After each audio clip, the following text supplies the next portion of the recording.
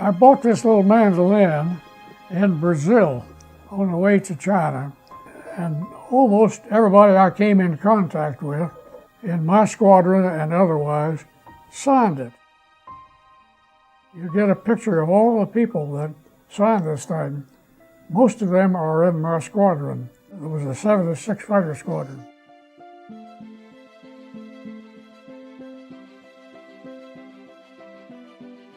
There was a lot of hype right after Pearl Harbor, and that was due to get people interested in joining. First pictures of the famous Yankee Flying Tigers in China. I was a pilot. We flew, there were 10 of us together, and we flew new P-40 aircraft from Karachi, India, all the way across India to China, probably as far away from home as we could get. There were gunboats all along this river. I and another person were working down, shooting, strafing these gunboats.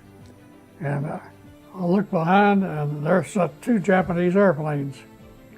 And they weren't being nice. They were shooting at me. But eventually they hit me. The plane started coming apart, and I had to get out. And I opened the canopy and went over the side. Now this was enemy territory and a long way from home.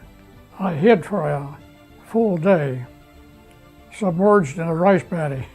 Sometime later, just before dark, I came out and tried to find somebody that I could make contact with, which I did. I spent a week in somebody's barn so that the Japanese troops that were in the area, they moved on somewhere else. They couldn't find me.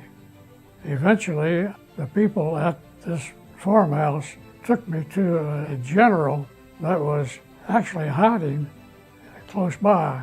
The general arranged for passage and paid all the money required to get me and another person that was down also back to our home base. And I understand that they ended up paying $1 million US for 2 dirty air pilots. But I thought it was a good price. The important thing was the camaraderie that you built in China, and we've had reunions at least every other year for 20 or 30 years. So you keep track of who these people were. Everyone that you meet is a friend, especially when there's guns going off.